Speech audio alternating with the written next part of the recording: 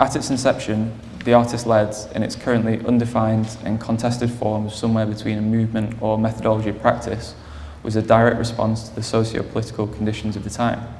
In much the same way as the alternative spaces, artist-run and other self-organised and DIY movements that preceded it globally, there was a confrontational beginning that can broadly be seen to have waned over time.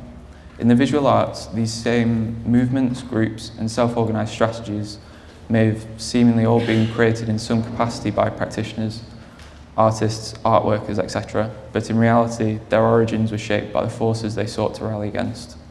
The lack of opportunities and resources they set out to combat forced them to self-organise or risk losing everything. Self-organisation in the UK may now be artist-led, but it is in no way, shape or form purely centred on artists. This is a key point that often goes overlooked. It's not so much that self-organised practices are hijacked by capital, but unknowingly or unwittingly and callously shaped by it at every step. Very rarely, if ever, are artist-led practices anything other than repressively tolerated or allowed to occur in an abstract sense by those in power. The appropriative capitalism that catalysed this is also nothing new. It's been an ongoing, widely recognised process for decades, incorporating anything in opposition to the system within itself to strengthen it. Interestingly, practitioners that have been part of the artist-led, and even formerly the artist-run, methodologies of existence and practice for any length of time seem to develop an understanding, acceptance of this, and the socio-economic barriers and conditions they will face as just part of the artistic landscape, whereas newcomers are more inclined initially to rally against those same conditions until they too generally reach a point of being worn down into embittered acceptance.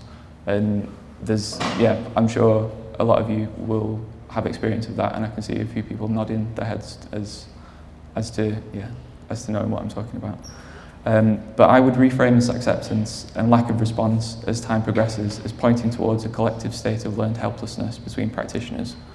Discovered and developed by chance in a series of experiments involving canine test subjects in the 60s and 70s by Martin Seligman, learned helplessness describes when a subject becomes so used to certain negative outcomes in situations they won't take action to avoid those outcomes in future situations, even when there are alternative options for other positive actions and outcomes to occur.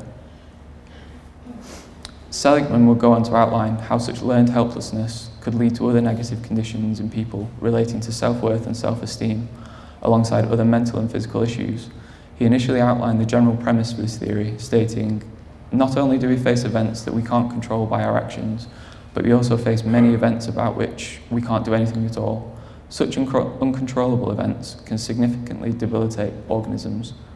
They produce passivity in the face of trauma, inability to learn that responding is effective."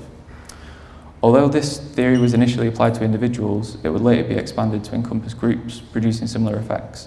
It's here I would think its relevance to the current formation of power relations between artist-led practitioners, the rest of the art system, and wider social power structures. Practitioners can be understood to demonstrate the main components of the theory, over time accepting negative outcomes relating to events they seemingly have little or no control over, such as lack of public funding, space or sustainability, and general precarity, overwork and stress, and not attempting to change this acceptance, despite there being clear potential for different actions and outcomes available, such as sustained and widespread public critique, direct action and protest, or even joining a union or forming a governing body to legislate for change at an institutional level. When understood, a consequence of this learned helplessness can be argued to have led practitioners to collectively feeling a degree of hopelessness at the situation they exist and labour within. The conditions practitioners contend with have a direct impact on their physical and mental well-being, but because of the debilitating nature of learned helplessness, they largely feel literally powerless to do anything against them. This also contributes to maintaining the power hierarchies, structures, and dynamics of the art system. Being essentially locked in socio-economic cycles where negative aspects become conditioned and accepted into their collective mindset points towards, even when meaningful dissensus or critique is achieved, there being no immediately realistic ways to positively implement change to reshape how the different aspects of the art system interact with one another. Artist-led practitioners, like the rest of society, have been subsumed within neoliberalism to such an extent that they've come to accept that the economic system is dominant and seemingly changing only fleetingly at the will of those in power, whilst it allows others to benefit from their productive and unproductive labour. Seligman said that organisers had to learn that responding in different ways is effective, but I'd argue here practitioners also need to learn it's affective. It shows others there are different ways to respond that they can follow or adapt for themselves. And at a time when digital technology has made connectivity a key part of contemporary life, there's never been a period where the tools to begin to escape learned helplessness have been so widely available and accessible. With artist-led strategies and methodologies shaped by capital, it's an ignorance or obliviousness to this point that arguably kick-starts the process to begin with. In attempting to have any form of autonomy from parts or all of the institutionalised structures and procedures of the art system and other forms of social governance without recognising this fact, practitioners face a bleak landscape. Here, their self-organisation and critique serves to reinforce the very thing it ultimately seeks to critique and develop alternatives to, those institutions and formations of social power that perpetuate the systems and conditions of inequality they implicitly or explicitly oppose. To help to begin to counteract this, and in full acceptance of sounding like a pseudo-life coach or self-help guru, each time practitioners act, they have to collectively question what they are doing and experiencing. Don't just continue routines that maintain inequality and exploitation because they are familiar. Challenge them wherever possible and let others see and hear about those experiences. Do so to strengthen solidarity with other practitioners. Neoliberalism's turned everything we do into a competition governed by a survival of the fittest mentality that simply doesn't hold true. Don't just send thoughts and prayers, the default for so many in society, that amount to empty platitudes and an excuse for meaningful action. Instead, utilise creative approaches and thought to show alternatives are possible from the bottom up, that use the exploitation enacted in the name of capital as a starting point to play the current system at its own game for the betterment of all. Occupy, reshape and redefine the existing institutional structures so they're fit for purpose. It may sound obvious, but learned helplessness acts to stop individuals from doing just that, and often hearing what you already know from external force and source can motivate that change. The nature of contemporary existence as an artist-led practitioner is more often than not brutal and precarious, but there are also moments of beauty and tranquility and opportunities for disruption that can be embraced within that landscape if you can overcome that feeling of helplessness. Those instances of disruption have the potential to bring about greater and lasting change, but they need a collective sharing and acknowledgement rather than apathy. The rest of the contributors today in this symposium will talk in more detail about issues and experiences that are key to understanding and shaping new outlooks and approaches. By coming together to start to publicly unpick and discuss as equals our thoughts and experiences, we've started to take a step away from helplessness. Only when opposition to the system comes from a majority will there be any real chance to reshape, reformat and rebuild. If it's realistic and possible for you to continue those conversations and raise awareness amongst others when you leave, then please do. But for now, please get comfortable, relax, listen, contribute, and hopefully enjoy the rest of today. Thank you.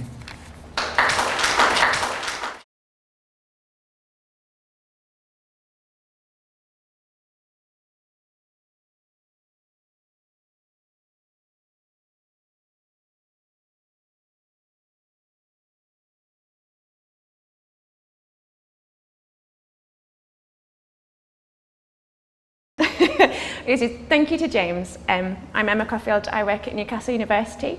I was trained as a fine art practitioner at Glasgow School of Art, but since then I tend to work in museum studies, and I've worked with artist-led, artist-run organisations since about 2014 was when I handed my PhD in, so probably since about 2010. And I'm aware of the responsibility of speaking very early on today, and I think I know why James has put me here. I think we've discussed it. I'm going to try and do two things in 10 minutes, only one of which I've really discussed with James, so I hope I can do justice. What I wanted to do is take a step back maybe from what James has been talking about, and to talk a little bit about the kinds of vocabulary we employ when we talk about the artist-led, or the artist-run, grassroots, DIY, DIWO, DIA, self-organised, independence, institutions by artists, artist organisations, workspaces, extra-institutional, collectives, co-ops, gangs, groups, and everybody else that's here today. And I think, and this is the bit that James and I have discussed, that engagement with language is really vital. I think it's one of the ways, and a really key way, by which artists, however they define themselves, critically engage with the ideas and practices of others and the kinds of work they're doing themselves. The terms we use are important. They place us in alignment with certain models and values. We use them to claim a relationship or to set ourselves at some distance. And it's important to be specific. So I know that everyone in the room knows this, but I spend a lot of my time saying collectives are not the same as cooperatives. The artist-led is not the same as the artist-run. And some terms are really specific as well. So I only tend to see something described as an artist-run centre in Canada. And I only really see the term parallel galleries in the 1970s in Canada. And then there are terms that have multiple possible meanings or which are revised over time. And so I'm thinking here of what an alternative is, and more specifically of that really good article by Beck, where he talks about how an alternative gallery for women in New York in the 1970s was just any gallery that would show their work at all. But also the way in which terms like DIY, do it yourself, have been reformatted to better communicate a core idea. So we now have do it with others, do it anyway. Language in this sense is a means by which artists demonstrate a continued and critical engagement with the multiple possible forms of their practice and make continual decisions about the kinds of work they're doing, for whom, and under what circumstances. And I'd like to be very clear, but I'm absolutely certain that those differences can't be smoothed over or just simply overlooked. Those different terms indicate fundamentally different understandings of what it means to make art and how. Of course, there are pragmatics to bear in mind. We can use terms in haste or in error. We can change our minds. We can just need the funding. But keeping all of that in mind, in my PhD, I talked about the need for specificity. And I warned against this rise of a kind of super umbrella term, ARI. And more particularly, the ways that that is used in a whole lot of publications in the early 2000s, mid-2000s. And I still think that, in part. I think it's a great shame that so much of that critical writing in the 2000s focused or insisted on finding a common denominator or a list of criteria for inclusion. The 10-year rule is really common. And the underwritten assumption here, whether it's explicit or implicit, is that somehow all artist-led initiatives must be fundamentally similar somehow. And that search for a common denominator, for me, tends to reduce practice and to construct it via generalization and stereotype. And so we get over and over again the idea that ARIs are small, when we know that there are enormous ARIs all over the world and have been for decades. We get this idea that ARIs are culturally powerless, when there are examples, and the setup in Iceland is the one that I normally talk about, where that hierarchy has been overturned and reworked, has been for decades. There are ARIs a 10-minute walk from my office in Newcastle that host hundreds of artist studios, and another, Amber, that is inscribed in the UNESCO Memory of the World Register as having outstanding national value and importance to the UK. So, and I know I'm pointing out the obvious here, ARIs are not all alike, they're not all small, they're not unimportant, and that's more than me just being a pedant and an academic. It really matters. It matters because attempts to assign artist-run initiatives a single, unifying motive, agenda, function, scale, mode, whatever, strategy, necessarily brush out the very purpose of some or ignore and overlook the meanings and values as assigned by artists. It's a failure to pay meaningful, critical attention to the artist-run initiatives on their own terms.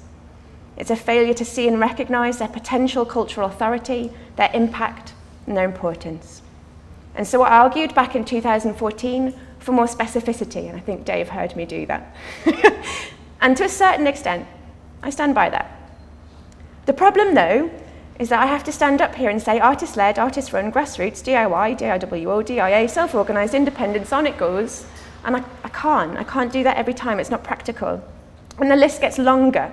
Every meeting about this I've ever been in, someone suggested another term.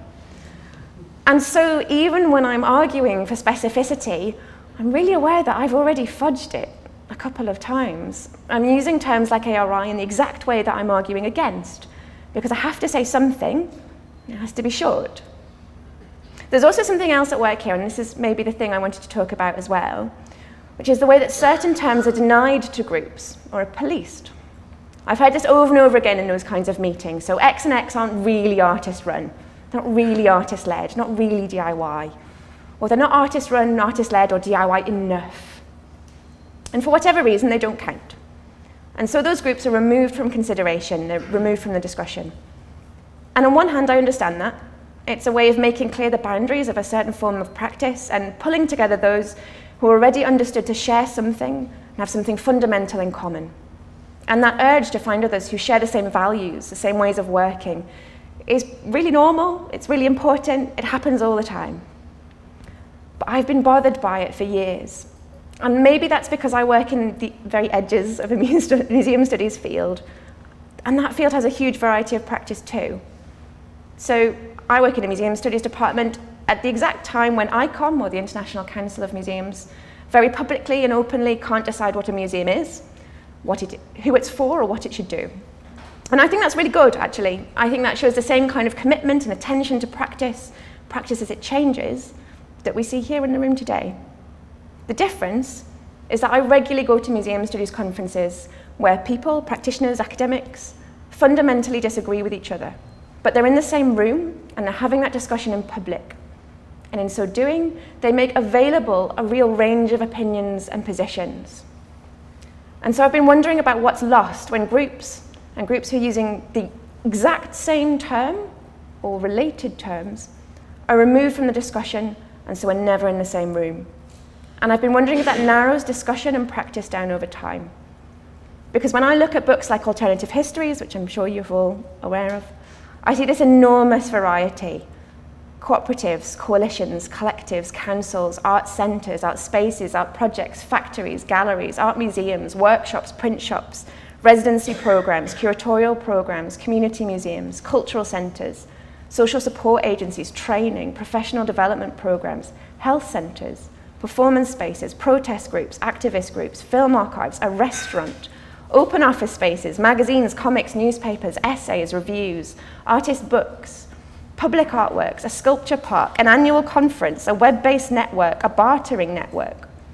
But when I speak to my students, they tell me they want an empty shop with the walls painted white, run by a presumably unpaid committee that will most likely last for a couple of years. And I wonder, how has that single mode of practice come to dominate, and what have we lost? And then, of course, there's the related question. Who can afford to work like this, and for how long? Because as the Transmission Committee and others have made very clear, this is a mode of practice constructed in the 1980s. It doesn't work anymore, at least not for everyone. And I think we need to be blunt about that too. It's a model that relies on committee members being on the dole when welfare support no longer exists in that way. And I wonder if the committee model has come to operate in a way akin to what Angela McRobbie refers to as a set of techniques for conducting oneself. It's the way my students prove that they're serious, that they're doing it properly. But of course, when I say my students, I mean the students who can afford to do it, who are privileged in some way, be that through their existing social connections, access to a space or a venue or a car, or who are simply able to financially support themselves or to access that support. What about the rest of my students? What can they do? Of course, there are other options. There's a huge variety of practice in the room today, and I'm really excited to hear all about that. But I worry that the vocabularies we are using not only animate and construct artistic practice in ways that are meaningful to those involved, but exclude. And crucially, because all terms exclude to a certain extent, exclude those who are not like us when maybe, actually, they are a bit like us. And it would be useful and productive to be in the same room just occasionally. And that act of opening up might make possible, and I hesitate to use the word, but alternatives. Alternatives to those techniques for conducting yourself properly, which might allow more artists to be paid, to work in non-white cube former shops, to continue to practice, to survive beyond the first 2 to 3 years, to work with stability. And so I've been thinking about generosity. I've seen so much of it in my line of work. I'm regularly less lost for words by generosity shown to others, particularly when those others are new, when they're figuring things out, when they're really in most need of that support. And I've been wondering, is there a way of coming together under one term without identifying any one specific thing that everyone has to have in common? Is there a way of commoning that is more about generosity than a common denominator? A way of commoning that has the confidence to include those usually left out. A way of commoning that doesn't seek to eradicate difference, but which might revel in it and explore it. Of course, all of this might not need to be said. We're all here today after all. And I doubt that everyone in the room identifies as part of an artist-led initiative, exactly. So perhaps it's happening already. But I think what's happening here is important and deserves attention. And I wonder, what if what was happening here today was understood to happen under a single term? What if it was called something practical, one thing, anything? Can we think through and with the vocabularies of the artist-led, or whatever, in a way that holds on to specificity without fear that our differences will be smoothed over? Can we open up to anyone who wants to join the discussion? Can we mobilize? I don't know what the term is, and I don't think it's my place to choose one, although I have to choose when I'm doing things like this. But James asked me to talk about the thing that we don't talk about. And for me, that means talking about what we call this and why what we call this matters. Thank you.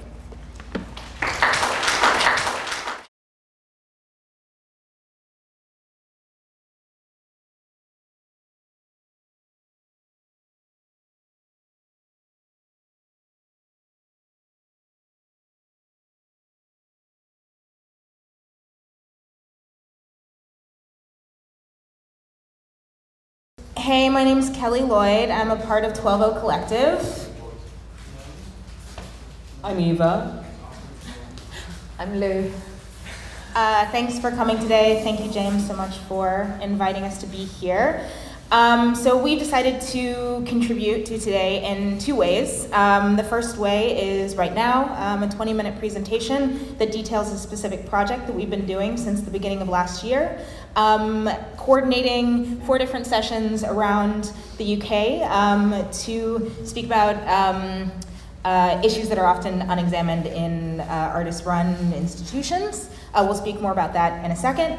And then the second session will happen at the end of today, where we're going to ask for your help in editing a living document that we hope can be a set of guidelines for artist-run institutions. So I actually just joined 12O several months ago, so I'm going to step to the side and then rejoin when we start talking about London, because that's the one that I was privileged to be able to help coordinate and participate in. So the first question is,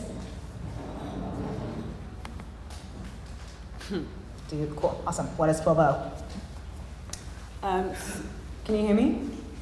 Yeah? Okay, so just give a really brief introduction to 12O, but just, very briefly. So we started 12O in 2015? Yeah? 2015 to create opportunities that we felt we weren't seeing for ourselves, and basically it's changed from that. So it would be project space and exhibitions, but now it's kind of within the last year we realized it was a platform and a vehicle that we could kind of just do whatever we wanted with. So we should exploit that and be flexible with it. And also find what other things we felt were lacking. So that's kind of developed over time, which then brings us to back end, which kind of came from our program in 2017, where we had a podcast and we received some really valuable critique from Zarina Mohamad, who told us that even though she enjoyed the podcast, she was really disappointed of the overwhelmingly white programming. And so we took this really valuable feedback, and we realized a lot of mine and Lou's conversations were kind of less about the programming that we were doing and also just how much we were pissed off with everything, I guess. And we realized maybe that's what we should be focusing on if that's the thing we spent all our time talking about, which was namely lack of accountability in the artist-led scene. And we realized with Zarina's critique that we were at best passive, at worst perpetuating and not counteracting the things that we were so angry about, so we actually should do something. This then led us to back end, our own back end. So the stuff that you don't see, the stuff that isn't programmed, isn't pretty, but is like really, really important to your structure and actually how you work with people and how to support people, and build critique into your organization and pay people to do that as well, like to help you and give them their expertise that we don't have. Accountability, I suppose. Yeah, so this then led us to hoping to create a guideline that was collectively created across 4 events that Kelly mentioned, which were in Liverpool, Glasgow, Wakefield, and lastly London. And this idea was to, kind of create a network of people and actually get people's advice of what they want from organizations, from artists, and also what organizations see are the problems within their own organizations and what they should be doing, and how we can all collectively subscribe to an unbiased and best practice guidelines. And not just kind of like whinging, but just kind of like actually creating like really tangible actions. So also we recognize we're not reinventing the wheel. A lot of people are already doing this amazing work and actually crediting and paying them for that, because we're not just making up something. It's just about maybe making that, like finding the specific nuances for an artist-led scene, which we hadn't ever seen. But if you have seen, please let us know.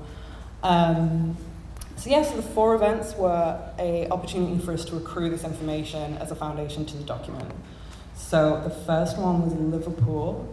Do you want to, should I keep talking? Is it right if I say something quickly? Yeah, please.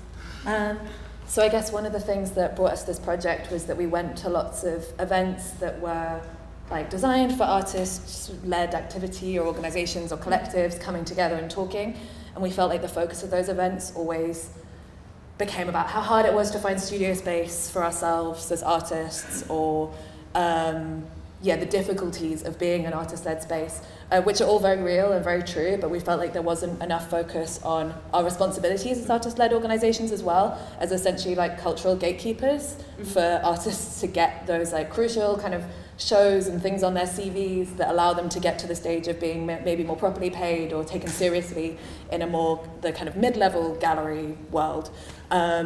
And that because people often aren't paid or are very low paid for that activity, they maybe didn't feel that they had so much responsibility because they were volunteering time, but they were still able to act as these cultural gatekeepers. So we wanted to collectively find ways to come up with what our kind of back ends, our policies, our infrastructure should look like, because we're also aware that being low paid or unpaid and often volunteering on the side of other jobs means that it's hard to have the time to build that infrastructure or the experience to build that infrastructure, but maybe by doing it together we can make that more possible for all of us, and also be generous with each other but hold each other more accountable to what we're doing.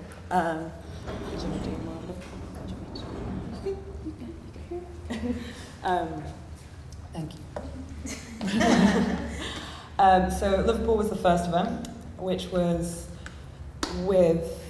kindly housed by Output. Gabrielle De La Puente housed us there, and it was great. And these were the people that contributed and were really, great in giving their time to us. So this one, the topic was responsibility to the local, and what does that mean? So using Output as a kind of model of how you can be responsible to the environment that you're in, and how can you actually open up, create a community, and also open it up from beyond your bubble.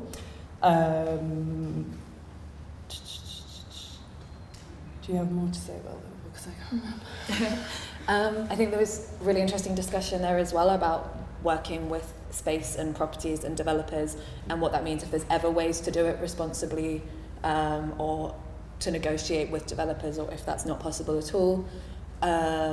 And it was just really interesting for us because it was the first session and testing how that worked, and the format, and who came.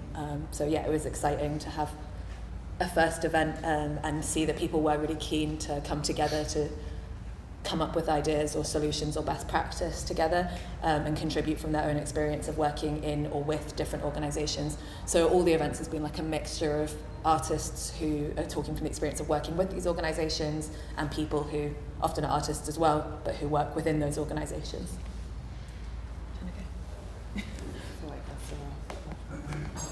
Glasgow. Okay. So we worked with Transmission Gallery, kind of using them, again, like output as a model for this. Also, I forgot to mention, each space that we work with, we work quite collaboratively, and they kind of devised what sort of framework or subject that they would like that event to take. So responsibility to the local was Liverpool, and for transmission it was decolonising art spaces, and using that as a case study. And from the speakers who were from the previous committee, they were speaking about how when you try and do that, all the labour goes on to the people that are usually subjected to that institutional racism. So actually, it's kind of this, they were in this weird cycle of being like, we want to disrupt this, but we're also kind of replicating it ourselves by putting all the labour on us. And yeah, it was, yeah, they had a lot to say about that they would describe better than me. But yeah, then a lot of more of the conversations was about sharing space, sharing resources, again, opening up that space. How do you give to people that are in other organisations that maybe don't have the vehicle or the platform to have a space? So how do you open up? And how do you disperse power with and also disperse labour? This one was a really different one because this was a really big group, which we hadn't done before because Liverpool was so nice and intimate, and then this one was really great because there were so many people, but it was kind of a bit daunting for us because there was so many people there. Do you have anything to say about Glasgow? Okay. Oh, yeah, no, they're really interested, sorry.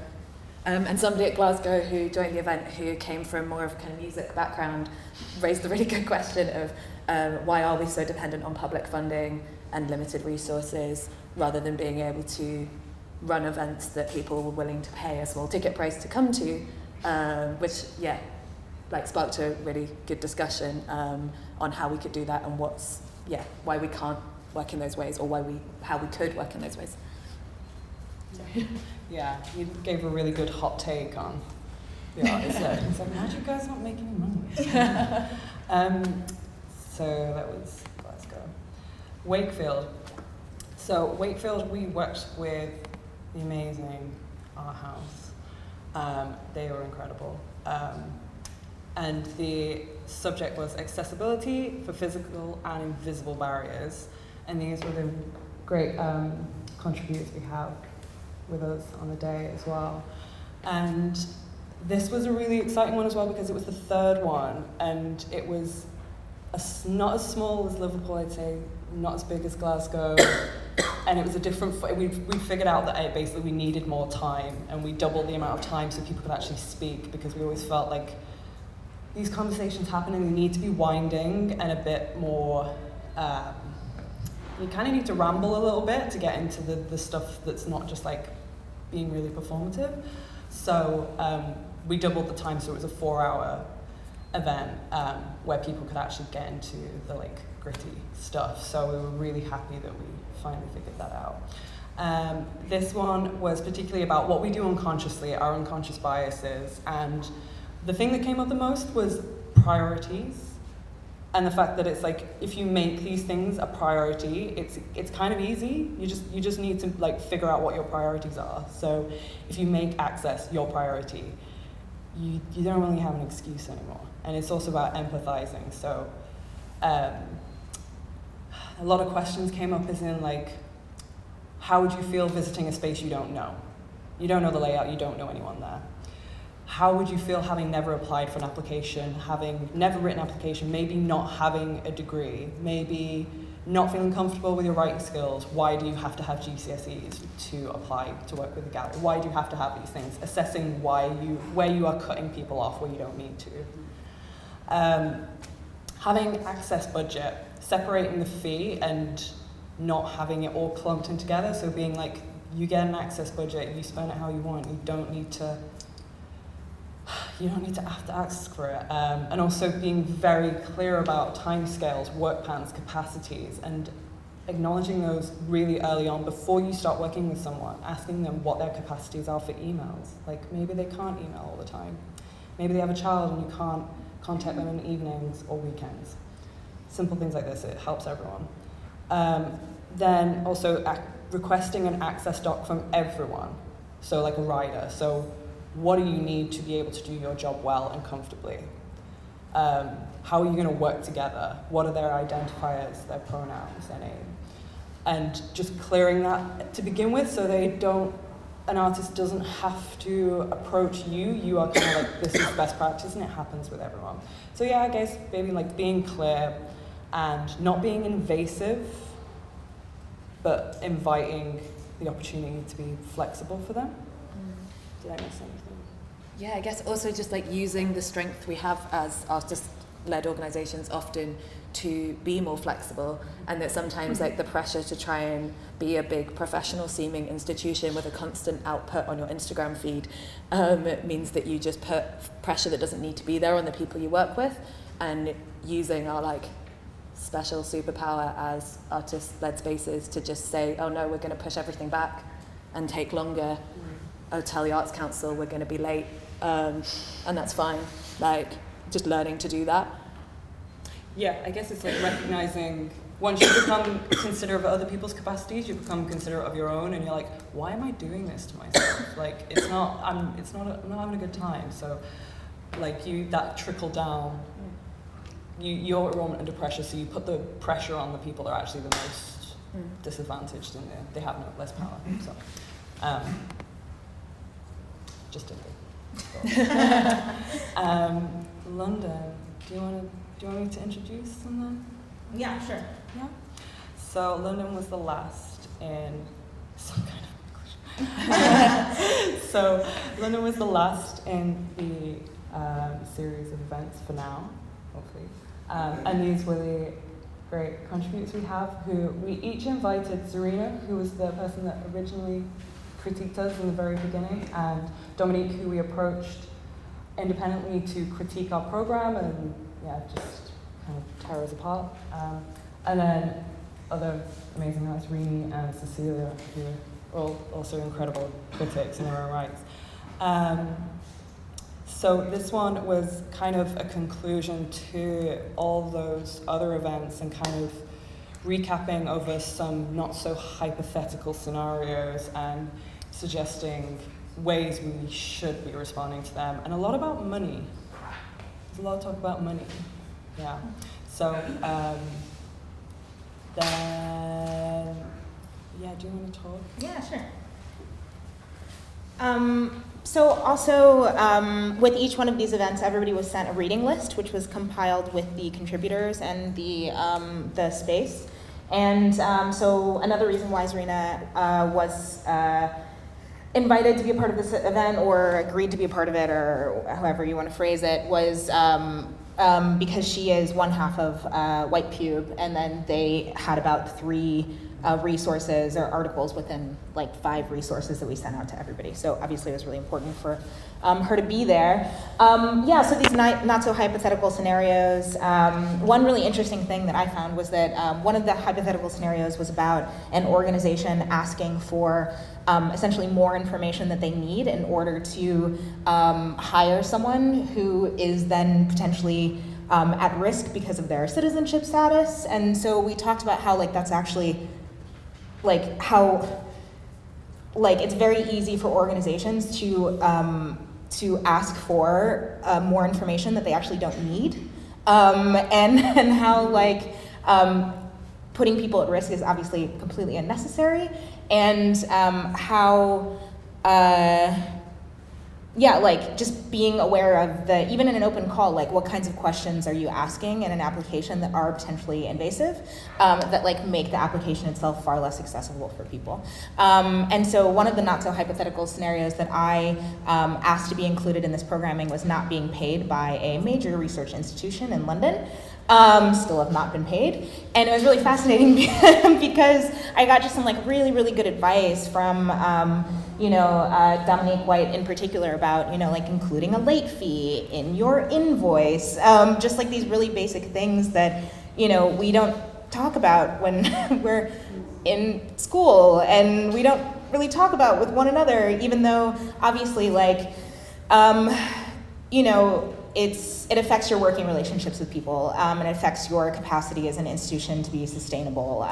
It is unethical not to pay people. It's unethical not to pay people on time. And from small artist-run organizations to major research institutions, it is a common practice to do both of those things, and it is unacceptable. So that was really fascinating how this major research institution, one of the ways in which they tried to put me off from asking about when I was going to get paid was saying that they needed my national insurance number and my UTR, and then Dominique, I think, was they don't need that information from you. So it was really empowering to have this conversation with a lot of people and then resource share in this way to figure out how we can push back. And so I emailed the institution. I was you don't need this information, and they worked it out. Still haven't paid me, but at least it's in process. Mm-hmm. So I think that these sessions have been very practical, or at least London was very practical for me in not just talking about, the conditions that a lot of us live and work within, but then also some of the ways that we could potentially work in solidarity to change these conditions. So, wrapping up, we have 1 minute left.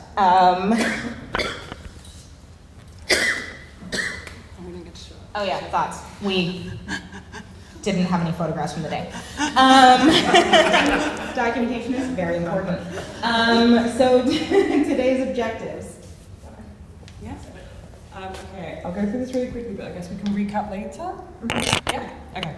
So basically today we wanted to use the second half of our keynote to get your opinions and to go through what guidelines we have currently and find any holes, what's missing, what needs developing, what would be useful, and also how could this document exist, and how can we sort of release ownership of it but still make sure incels and Nazis don't get it? Yeah. So how can it be collaborative but still policed in some way? But yeah, I guess we'll go into that later on. Yeah, and next slide. Oh yeah. So we have all the resources that the contributors have given to us, and anything that people who have come to the events have given us will be all on this website. I'll have a list of everyone that has contributed as well, and where that will be where the document will live. It's up to date right now. No. Give us a few days. Give us a few days to get the website up to date, because we've been very busy. So the latest event, and not all the resources are currently on there, but they will be soon. I think that's it. Yeah. Yeah. Cool. Thanks. Thank you.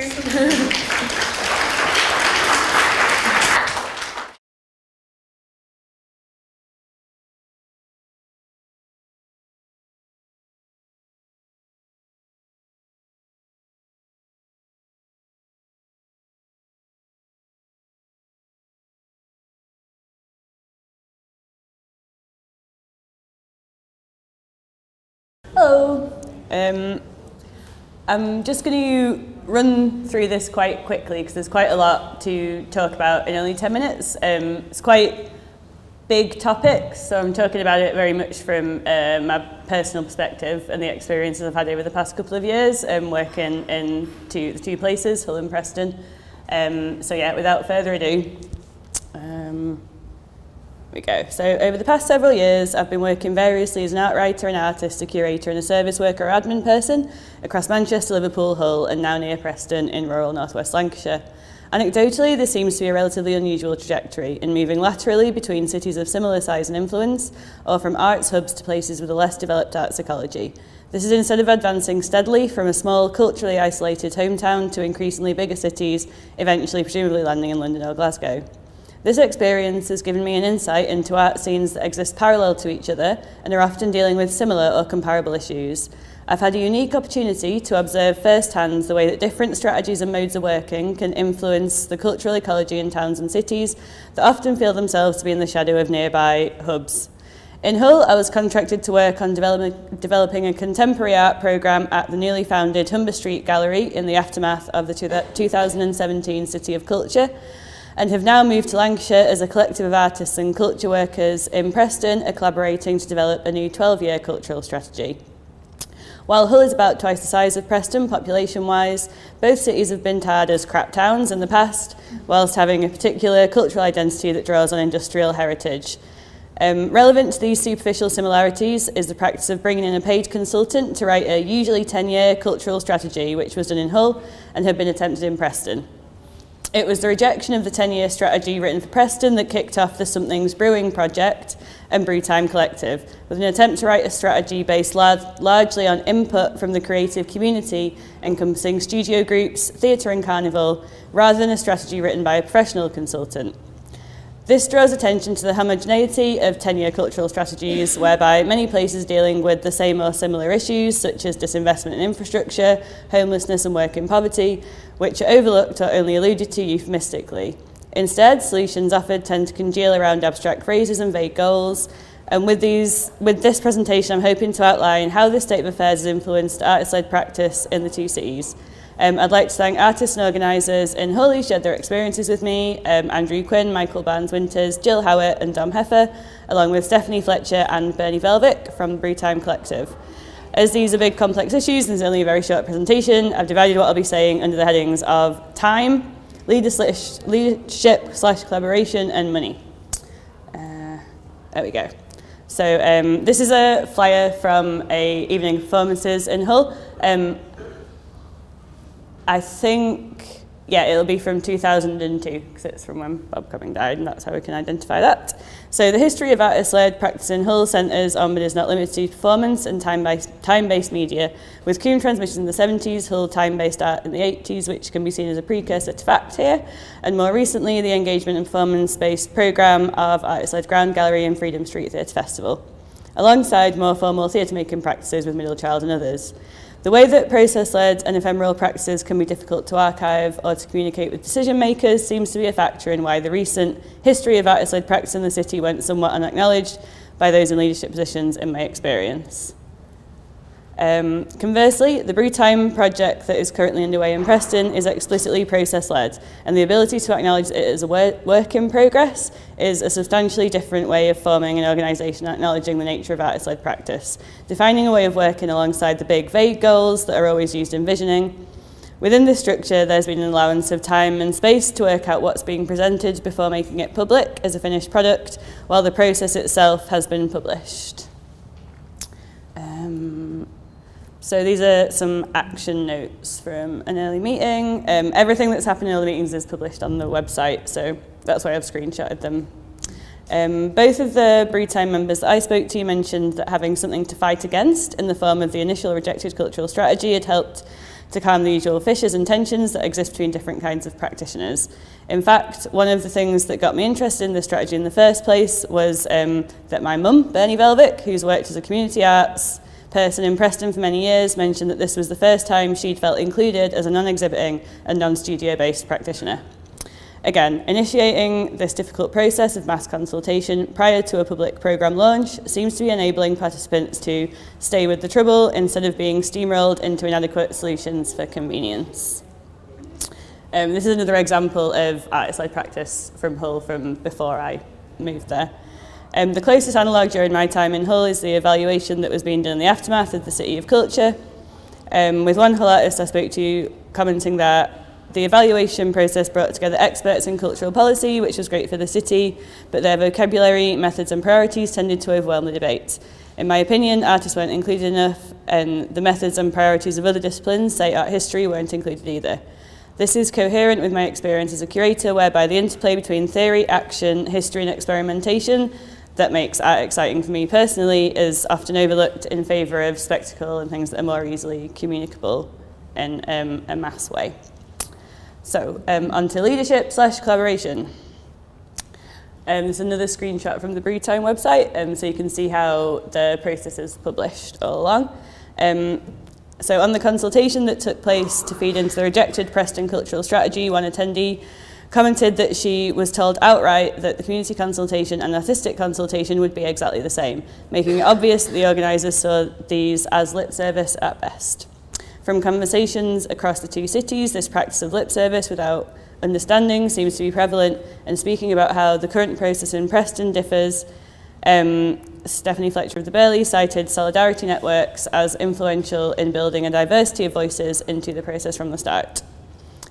with solidarity networks, the aim is to foment mutual support amongst groups with different needs and aims, which is something that can be particularly difficult in the cultural industries, where a sense of scarcity means that practitioners are often put in the position of needing to justify their discipline or perspective against each other. Okay, something that's important to mention in the context of Hull is how Hull School of Art and Design was, if not closed down, completely, radically reduced towards the end of 2017 and the beginning of 2018, with a number of the staff who had been made redundant going on to form the Feral Art School, and that's there. So again, like Google them if you're interested, they've got a website. One Hull artist I spoke to who had previously taught at Hull School of Art and Design gave an account of what happened, which I'll read in full rather than summarise, because I think it's quite important to understand. She said, I taught at Hull College, Hull School of Art and Design for over 20 years. Much of this time, the art school had a significant presence in the city, and we were really proud of the work we did and the difference we made. I can remember saying and thinking that I had the best job in the world. Hassad had experienced mixed fortunes, particularly when the University of Lincoln, who had previously owned the department, withdrew from the city, resulting in course closures and job losses, etc. However, when Hull College took over, there was a period of optimism and growth as we established or re-established the HE arts provision within the city. This began to unravel through a mixture of national factors affecting FE colleges and internal issues. This culminated in the demise of the single honours degree courses, cuts to course hours, and the loss of around 35 staff in 17-18. Critical and theoretical studies was cut completely, and the academic elements of the degrees were devolved to studio staff. However, the college, which was established in 1861, is still going. Other commentators from the city noted that artists there may have failed to operate in a coherent way that decision makers from corporate or political backgrounds can understand. It's problematic, in my opinion, to expect this kind of entrepreneurial behaviour from artists for various reasons, but it does seem to be true that in places like Preston and Hull, where there's a low saturation of cultural projects compared to larger hubs like, say, Manchester or Leeds, engaging with cultural policy and city councils has to be a much bigger part of individual artist practice. And this is where using frameworks like solidarity networks can be particularly useful, by providing a roadmap for making it through the often fractious and painful process of collaborating across disciplines with patience and generosity. And now for the final minute or so, on to just talking specifically about money. This is a shot from Red Gallery. Oh, sorry, it's a bit pixelated though, and it's big. It's an exhibition called Inscapes by Alana Tyson. And I'm using this to illustrate that something that struck me whilst moving somewhere and working there was often having it expressed to me that things were happening for the first time, but other people having memories of them not being the first time they were happening. And so these are some examples of quite elaborate installations from an artist-led gallery that had existed before I'd moved to work at the new gallery in Hull. As noted previously, artist-led initiatives, and I use this term to span projects, galleries, and other things, are often blamed for not capitalising on the funding that's available, but it has to be acknowledged that spending an inordinate amount of time filling out overly complex application forms and grant applications is not conducive to the sort of experimental programming that, for example, Hull's artistic reputation was based on.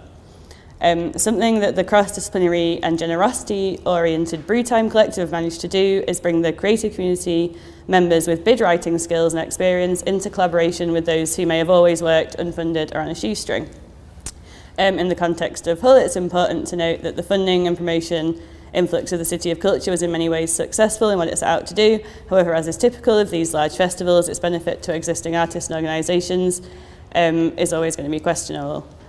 Whilst perhaps not directly connected to the City of Culture organisation, the drastic reduction of Hull School of Art and Design and the closure of Red Gallery, amongst other venues, illustrates either a disconnect or lack of understanding from those in leadership positions. Grassroots and artist-led initiatives often don't look or behave how decision makers from other professional disciplines expect, and without a base level of trust, it's nigh impossible for goodwill to take root.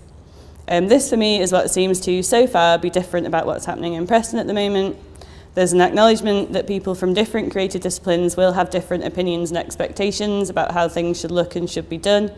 There might even be long-standing disagreements and fallings out, but the overarching focus on solidarity towards the simple shared goal of more cultural activity for everyone is, at present, proving to be effective. So I'm going to end it there. I hope you caught all that.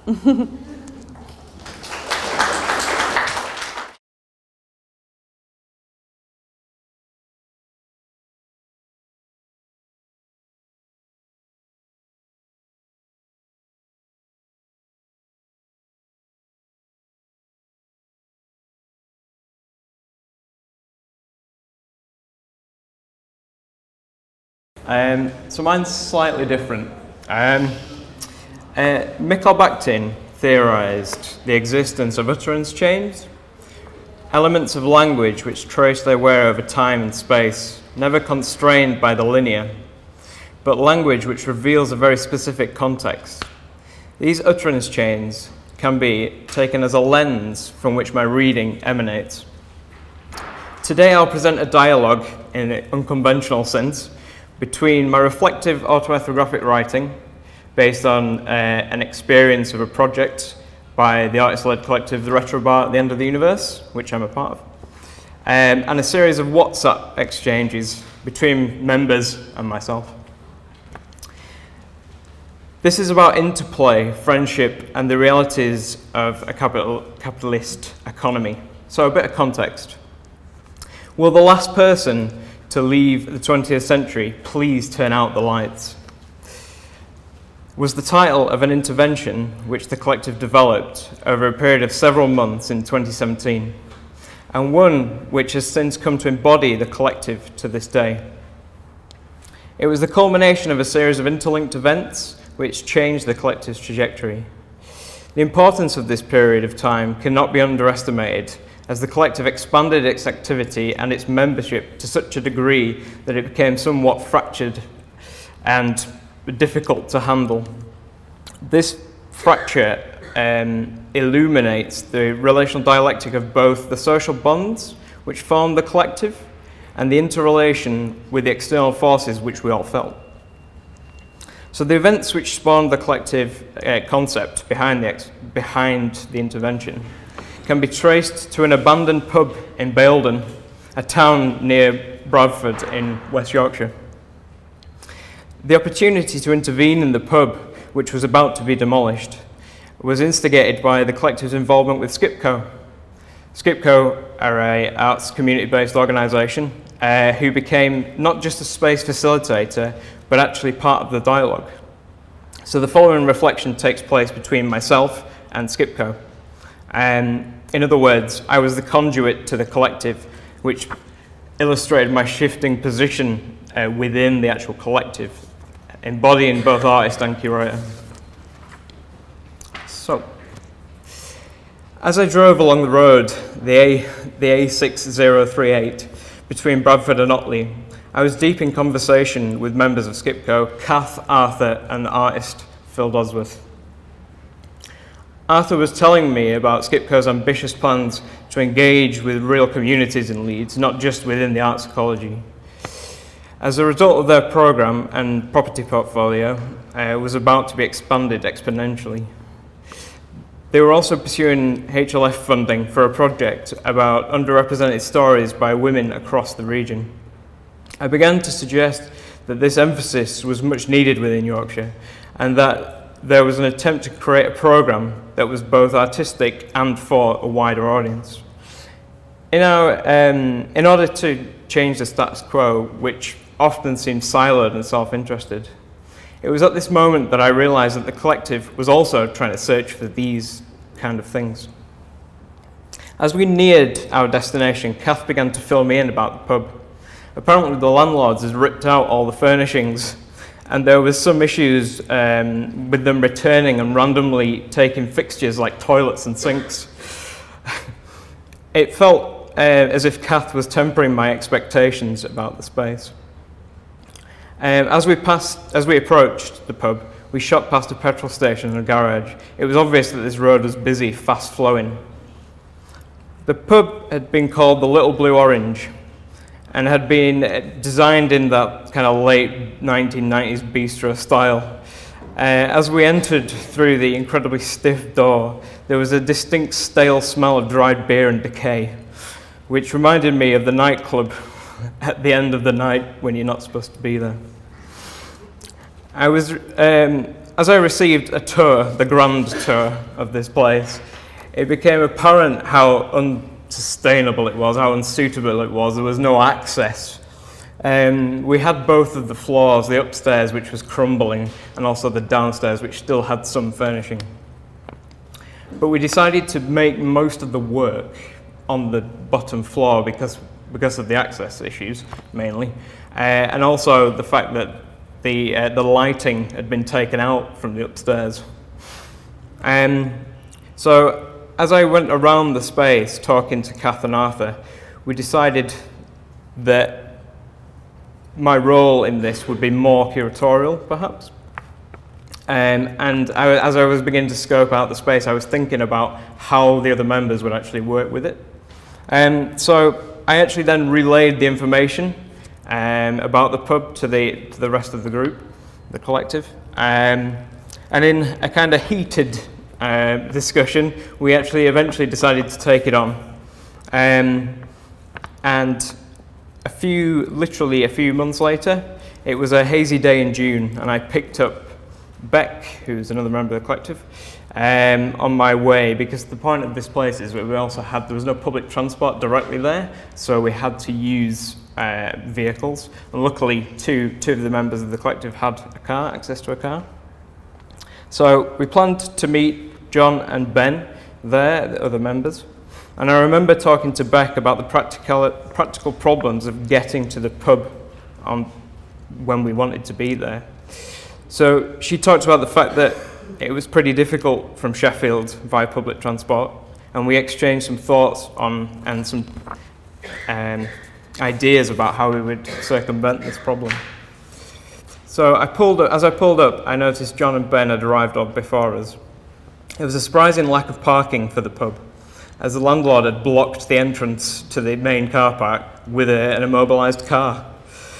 As a result, I had to negotiate a rapid exit off an incredibly busy road onto a narrow forecourt.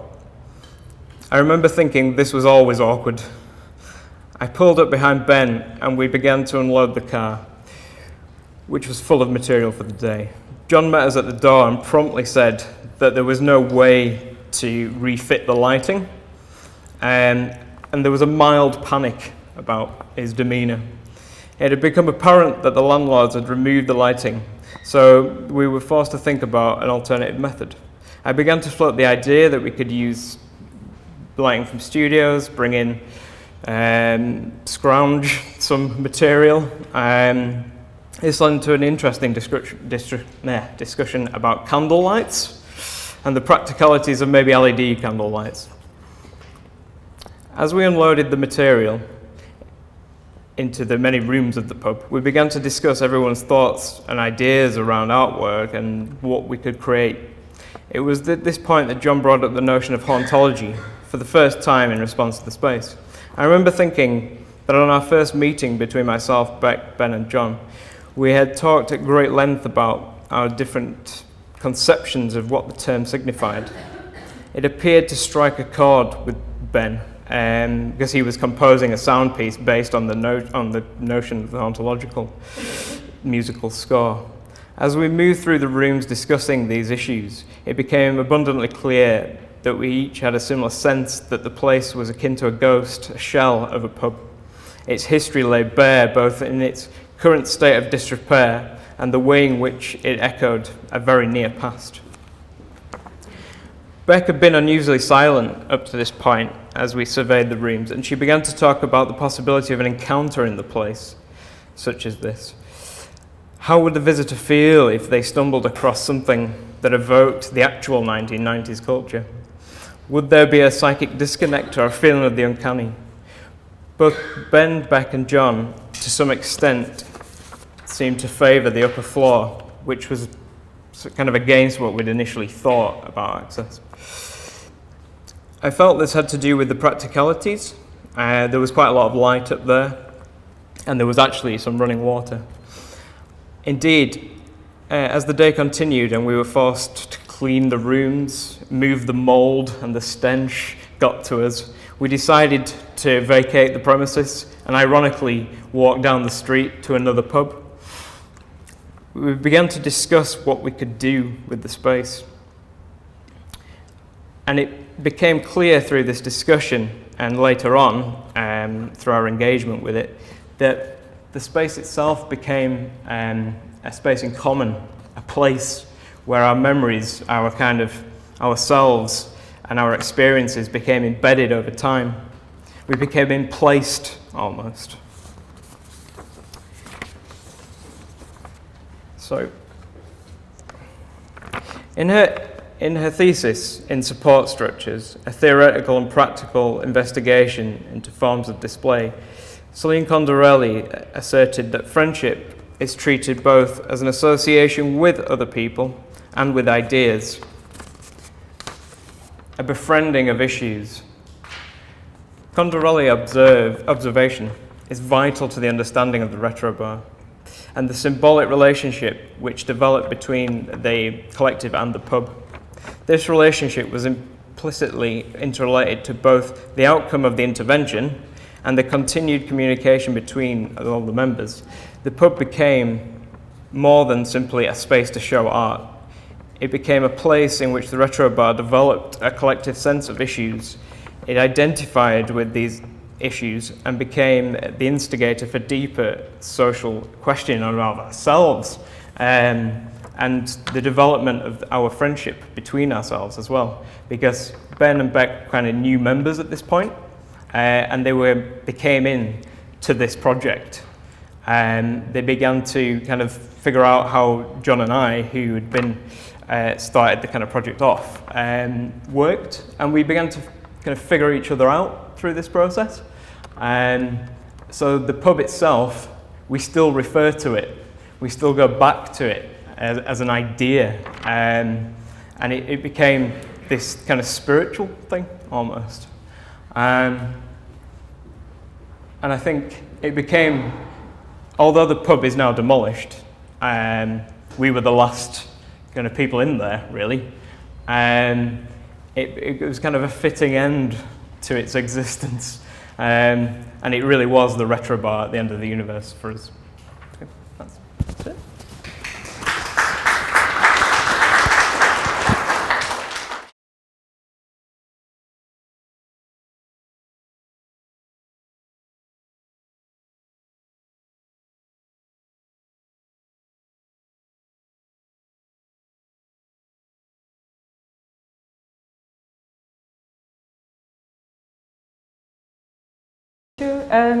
I feel very lucky being in this room with all of you.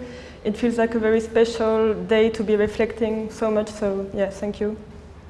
Since the room is full of people with amazingly varied experiences of the artist-led, or however you call it, I'd like to use those 10 minutes for everyone to be able to speak during a short listening exercise. I collected some questions from people with artist-led experiences, quite a few of them who couldn't be physically here today, so you've all got a sheet with these questions. And I'll go through the instructions before we start. So I would like you to turn to the person closest to you who you don't know. They might be sat next to you, or in front of you, or maybe behind you. So if you could take a few seconds to identify that person. And you don't need to speak to them, just hold eye contact for a few seconds.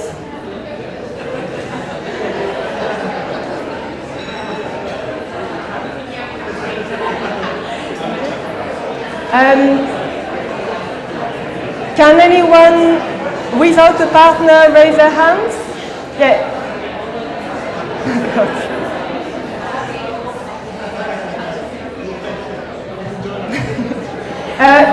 Has anybody not got a partner? If yes, raise your hand. Okay, you don't have a partner. You can come. Oh, there's two people actually. If you both raise your hands at the same time, there's someone behind you, Dave. Great. Okay, so I will let you know when you can start talking, because it's a lot of us. So basically, you're each going to randomly pick a question on that list to ask the other, and you're going to take turns asking each other that questions. And when you're listening to your partner speaking, please listen deeply like a stone with ears. By this I mean, don't worry about thinking of something to say in response to what they're saying. Just listen to them and trust that when your time to speak comes, the words will come to you. So when your partner has answered your question, do not respond to what they've just said. and just let them ask you the question. You'll each have 3 minutes to answer, so I'll set a timer and let you know when it's time to change. And if your partner runs out of things to say while it's their time, do not say anything, just both stay silent until the end of the 3 minutes, or maybe until they start speaking again. And I just wanted to thank the people who contributed some questions before we start. So it's Accumulations, Ruth Claxton, Olivia Glasser, Lucy Harvey, Jack Ludlow, Alexander Morrison, Tough Projects, Roseanne Robertson, and Lauren Velvick. You ready?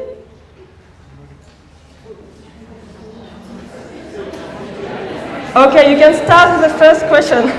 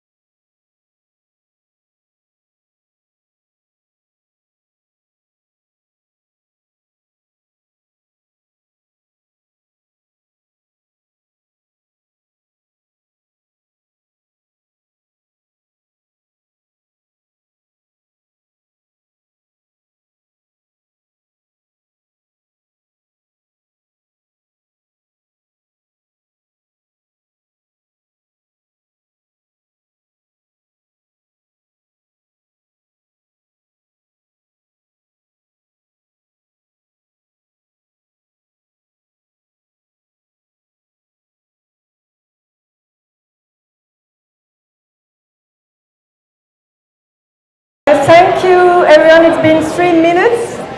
So, and before we swap around, can I just remind you, yes, so when you're listening, so when you've asked that question and when you're listening, yeah, don't say anything. And don't feel like you have to be really expressive and to show that you're listening. You can also, just, okay, you can start.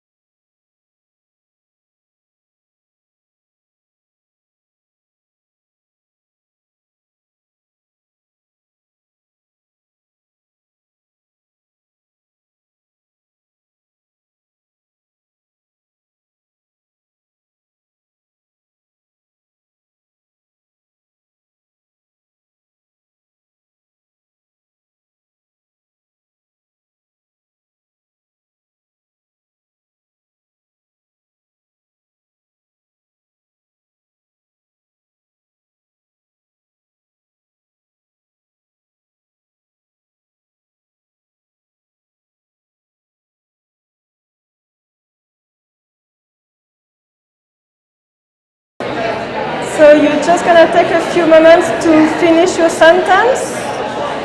If you have a sentence you want to finish. That's great. I think we're going to go into a break now, is that right? Okay, great. So you can just carry on talking if you want. Thank you very much. Hi everyone, just to interrupt momentarily. Thank you. Just to say thank you to Juliet for starting those conversations. So thank you, Juliet.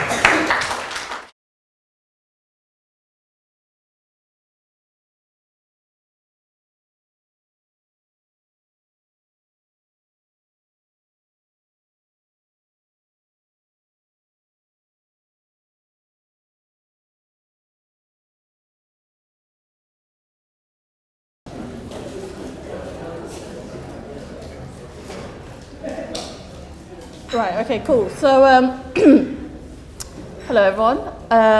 So, there are 2 tiny zines that's going around the room. I would have made more, but I was hoping for this to be a much more of a intimate discussion, but it's great to have so many people here today. So, I'm interested in zines and making notes and kind of these visual ways of communicating messages, I suppose.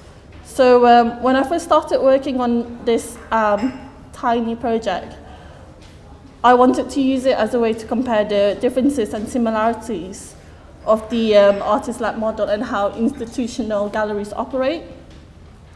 It's a kind of a tongue-in-cheek project.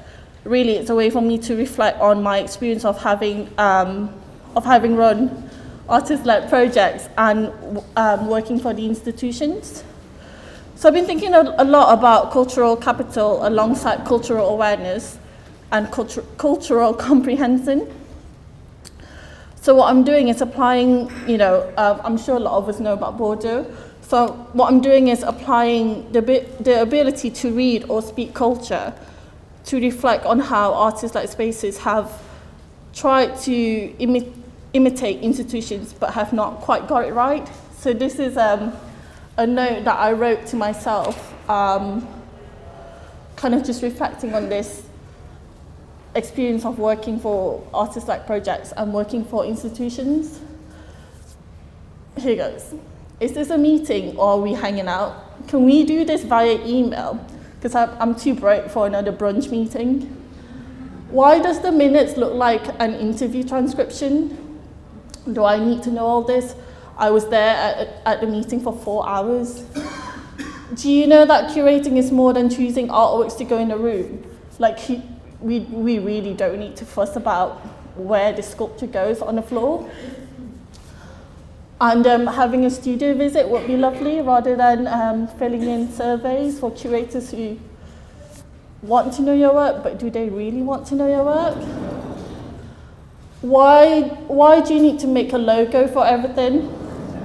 Listen, your name is in the title of the exhibition.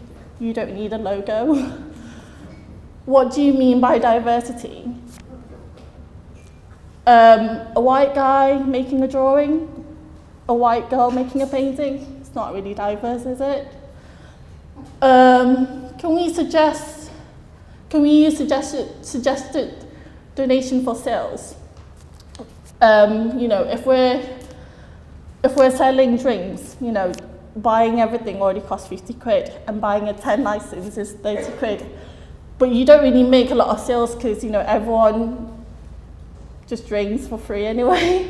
So how can we capitalize on our charitable status by using suggested donations rather than set prices? And lastly, why do we insist on sponsorship when support has no VAT attached to it? So I guess in a way, I'm hoping that asking these questions publicly here rather than on Twitter would allow us to collectively reflect on our practices and find ways in which we can make change happen. So in a nutshell, it's great that we can spot the ways in which institutions practice, but how can we make that work for us for artist-led spaces? So, thank you.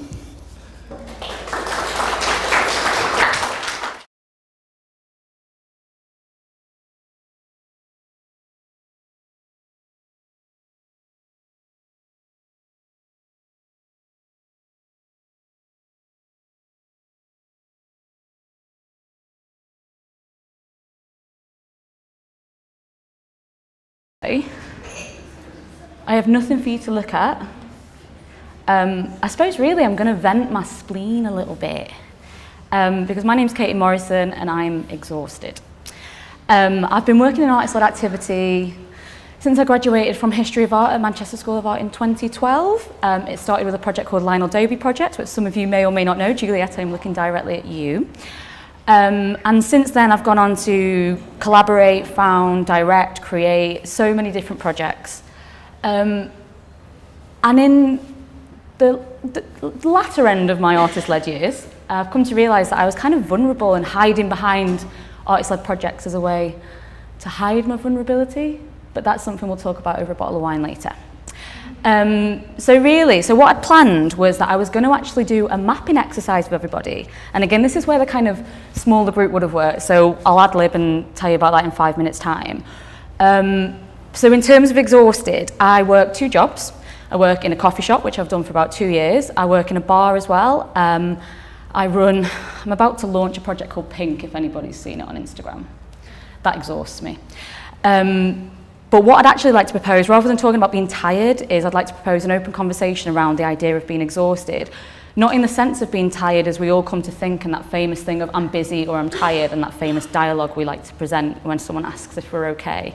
Also in the coffee shop, it's got the wonderful thing of being situated next to the Manchester School of Art. So most of you, if you work there, I get the head tilt of when I'm serving them the flat white of, oh, so what are you up to now? Are you okay? Yeah, I'm fine. I've been doing this for 12 years because funding structures aren't okay. So anyway, I'd like to propose an open conversation around exhaustion, not in the sense of being tired, but in the Deleuzian sense of being someone or something that cannot go on any longer, and for that reason turns their own state of collapse into the opportunity to reassess the limits of a situation. Now, I've only got 10 minutes, so there's no way in hell I can delve into that effectively, so you can get my email. But in this respect, the exhausted is not a passive agent who suffers from demands, but an active one, capable of interrupting a set of conditions and creating new forms of engagement with a particular reality. Okay, so by that, what I mean is I'm exhausted with methods, I'm exhausted with artist-led curating as it stands, I'm exhausted with spaces, I'm exhausted with funding structures, I'm exhausted with my practice, I'm exhausted with my research, I'm exhausted with collaboration, the friendships it's destroyed, the partnerships it's destroyed, the spaces and the people it's destroyed. I'm exhausted, I'm so goddamn tired. I constantly operate, I'd probably say about the last 5 years, have operated on the brink of collapse. Most of you who know me will know this, and you've all supported me in many ways, and I'm so grateful for that. Now, I had an artistic nervous breakdown, let's say.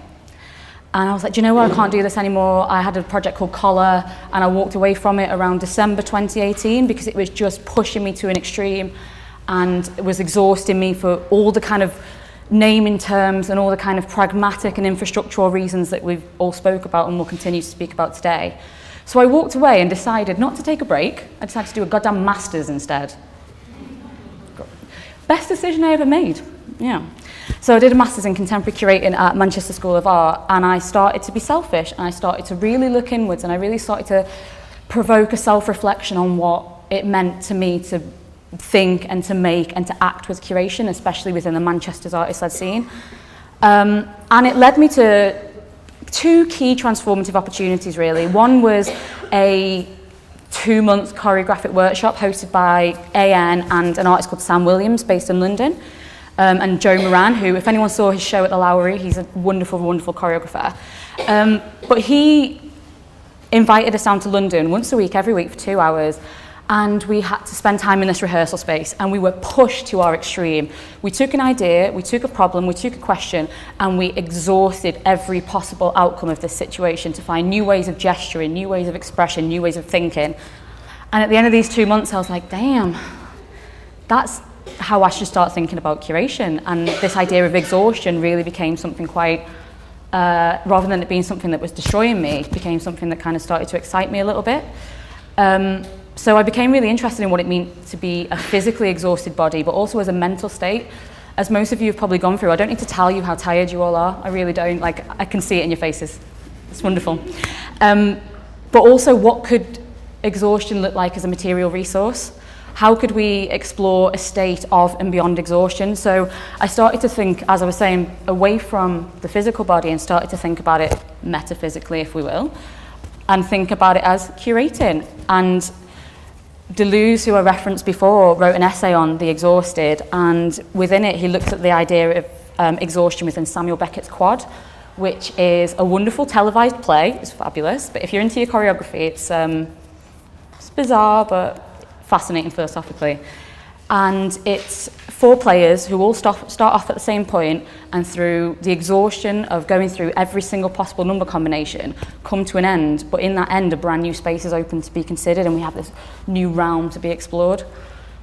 Again, metaphysical. There's no grounding in it. But I was like, how could we transpose this onto a provocation of thinking about artist-led practice?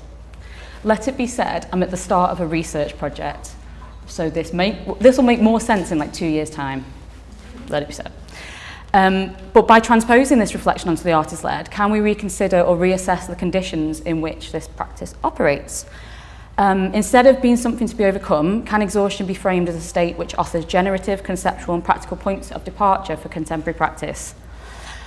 And so really, my plan was over 10 minutes that we try and think together about the symptoms we experience or the tools we use or create to overcome exhaustion. And by exhaustion, it can be vocabulary. So one example I keep giving is, instead of using the word independent curator, maybe we're interdependent curators or interdependent artists, because none of us are independent, because we're all reliant, be it our second job, our third job, or the funding structures that I'd find out in 2 weeks' time if we've got ours. Pay for me. This is what the second job's for, to pay for the first show of Pink if we don't get the funding. We also have a fundraising exhibition next week. Dig deep. But you gotta shamelessly plug. But really, I suppose I'm really interested in what possibilities open up when we reach a state of or beyond exhaustion, and I'm really interested in what this might look like if we talk about the artist-led being exhausted and the infrastructures that happen within it, or the practices. I come from a background or an interest where it's about the curatorial method and the curatorial process, and I really welcome anyone who's interested in the infrastructural or the pragmatic side to come forward, and in future we can create an event that maps these kinds of things. How am I doing on time, James? 2 minutes. Okay. Oh my God, you've got signs. Okay, so we won't do a mapping exercise. Maybe we'll save that for later if you're still around. But I suppose really the reason why I wanted to do a mapping exercise is that our collective, through mapping our collective exhaustions, we can begin to see overlapping objectives and commonalities. Provoking self-reflection, I'm going to carry on reading. Provoking self-reflection with the exhausted structures, systems, methods and spaces that we operate in, on and with. Working towards an understanding of what exhausts us, whilst working towards a potential for creating new situations and models for working together. Pushing through this state of exhaustion to traverse new realms, new spaces for thinking, making, supporting, structuring, listening, learning and performing. And I'll finish with a question and then finish with maybe some sort of quote, I think, if you can quote me. The question being, how can a consideration of exhaustion help us to facilitate and test out new ideas and modes of practice? And this is something I'm personally going to be working through as we do Pink over the next five to 6 months. And then my final thought is, maybe it's by banging our heads on a wall that we might find our way through to a new critical elsewhere. And that's where I'll end.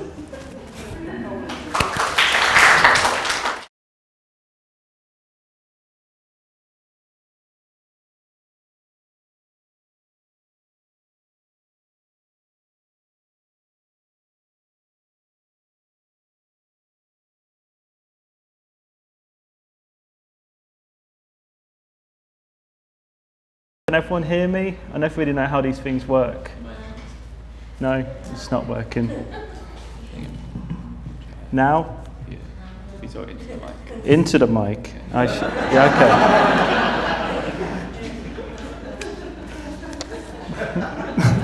okay. Yeah, so that's me. they're the three things that I'm sort of currently doing. So I'm artistic director and curator, self-appointed title, System Gallery, which is a artist-run space in Newcastle. And then I'm also doing a PhD at the moment, which I'll talk a little bit about. And I'm also a research assistant for More Than Meanwhile Spaces 2, which is a project which some people are going to say more stuff about a bit later. So this is kind of what I'm looking at. So I'm a practice-based researcher. So it's sort of centered around the curatorial practice, and kind of what I'm interested in is the generation of what I'm dubbing hybridized tacit forms of value within artist-run spaces. So basically what that means is things like belonging, community, identity making, but I've kind of got a bit of resistance towards those sort of headings because they tend to be quite prescriptive. They're politically linked, and also these things don't really happen in isolation. They kind of realistically intertwine. Yeah, so it's sort of centered around system. And my experience of doing that. So a brief bit about System. It's founded as a nomadic platform, not by myself. I kind of inherited it, but it's 10 years old. For those 10 years, it was based above Barloco through rate relief. We probably all know what that is. And then we're sort of asked to leave quite sort of unceremoniously, sort of quite quickly. So it's returned to a nomadic platform. Now we're all kind of okay because we're based somewhere else in a very precarious situation again, but we've at least got a base for now. And that's kind of what I want to sort of talk about, because I sort of think as a sector we're all quite good at sort of talking about the sort of precariousness of our sort of existence, but we sort of tend to sort of try and frame it around sort of ideas of sort of resilience and just sort of getting on ahead rather than actually talking about you know, things like ideas of loss, anger, hurt, when these sort of things happen.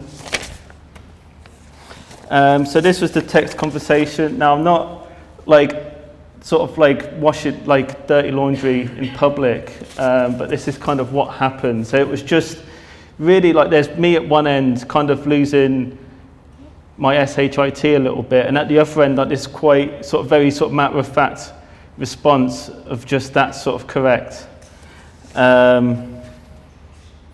So there's something that I sort of wrote about this, which was part of an exhibition, which I'm just going to sort of read out now because I'll sort of explain why. So this is what I wrote.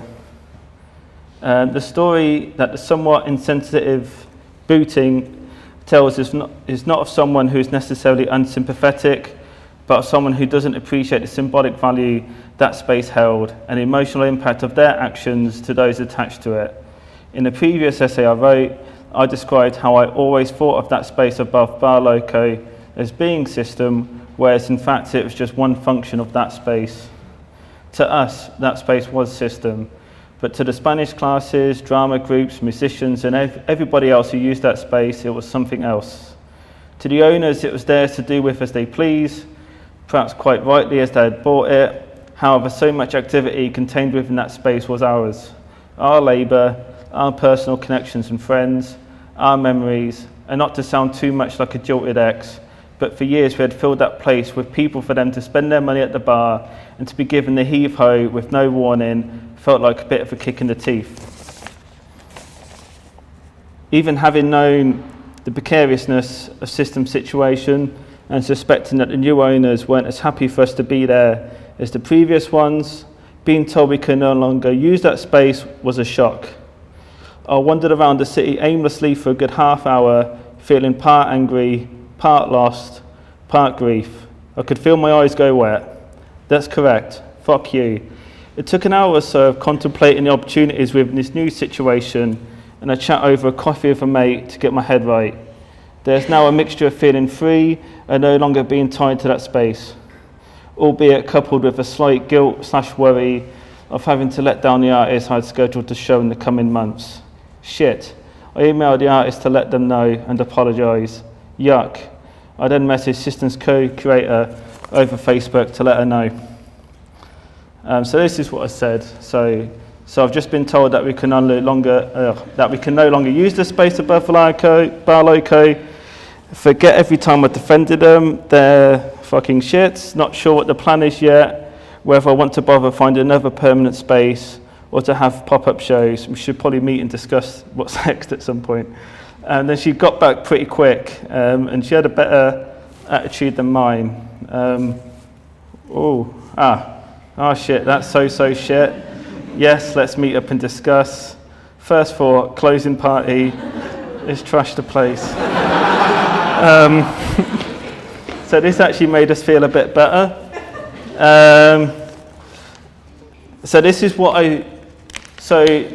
was like a sort of Instagram post that I kind of put out, sort of explaining what had happened. Where's my stuff?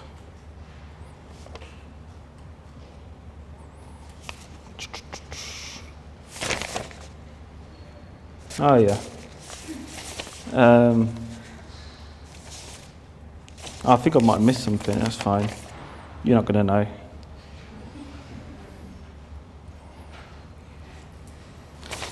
So I'll just read it from here. So I'm sorry to say that after almost 10 years of being based on the top floor of Bar Loco, I've been asked to leave. This has come as a bit of a shock and disappointment that this partnership ended with no warning and a short impersonal text conversation. For its time, the gallery occupied a special place within Newcastle arts community, having been a platform for many early career artists. Since taking over the gallery almost 2 years ago, myself and others have worked tirelessly, usually for free, to raise the visibility of the gallery and to provide opportunities for the region's students and recent graduates. This has been managed in a way which has allowed us to respond quickly to the needs of artists with our very little resources and time. The cost of this has been burnout and no time to explore more effective ways to manage the space or consider what the gallery could/should be. We're hoping that what has initially come as a bit of a kick in the teeth, I really need to learn more words, can become an opportunity to take some time to reflect on what we want to do and build something else. A huge thank you to everybody that has been part of the gallery and supported us. Also, thanks to everybody who has expressed their disappointment for the situation on our behalf. But really, don't worry about it. We're good. We're excited for what's next, whatever that could be. In the interim of sorting out a new permanent base, we'll be keeping busy with various pop-up shows. These will be happening sooner than later, so stay tuned for news on those.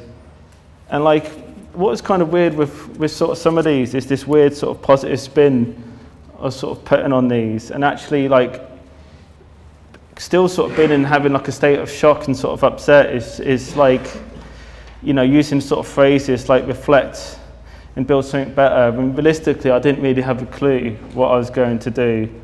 And actually, I had complete autonomy over that space. And actually, if I did want to do that, I could have just done that. I could have just sort of closed up shop for a bit. That word excited. I wasn't excited. I was fucking pissed off, and I was upset. So that's quite an odd thing to sort of say as well. And then these will be happening sooner than later, so stay tuned for news on those.